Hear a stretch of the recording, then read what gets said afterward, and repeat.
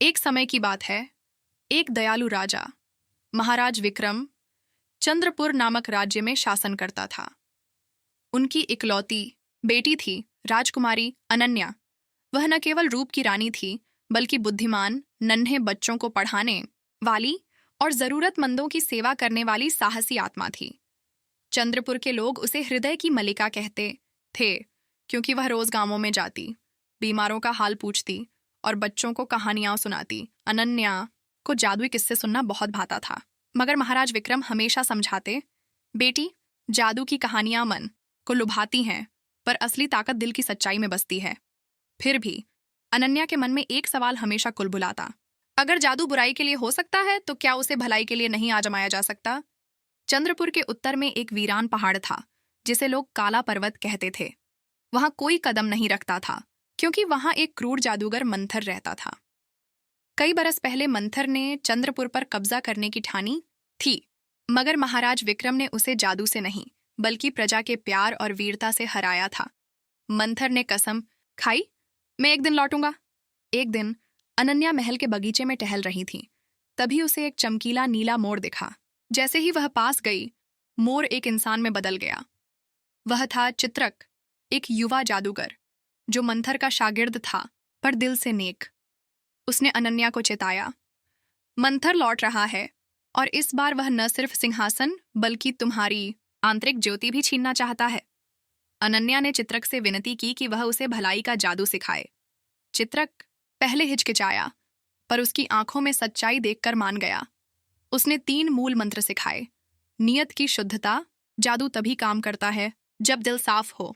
बलिदान का भाव, असली ताकत बांटने से बढ़ती है। भय पर काबू, साहस जादू से भी बड़ा है। अनन्या ने चुपके से प्रशिक्षण लिया। उसे एहसास हुआ कि असली जादू तो उसके हृदय की रोशनी है।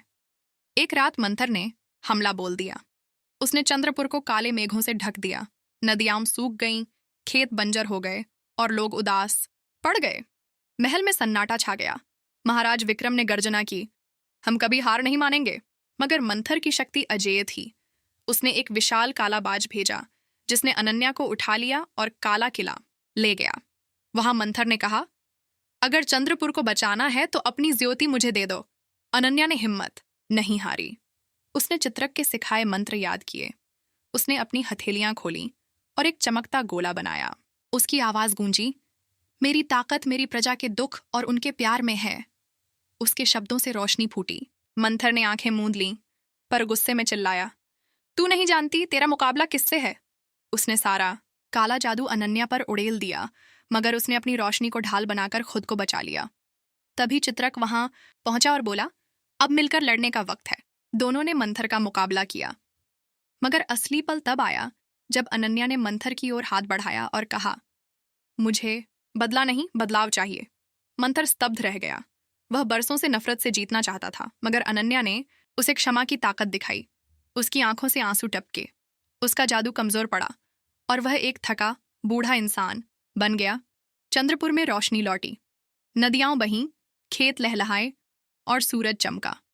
महाराज विक्रम ने गर्व से कहा, मेरी बेटी अनन्या सिर्फ राजकुमारी नहीं, बल्कि रोशनी की धरोहर है। अनन्या और चित्रक ने मिलकर हृदय ज्योति केंद्र बनाया, जहां लोग जादू नहीं, बल्कि प्यार, शांति और बुद्धि सीखने आते। मंथर भी वहीं रहा, अब एक गुरु बनकर, ताकि अपनी भूलों से दूसरों को बचा सके।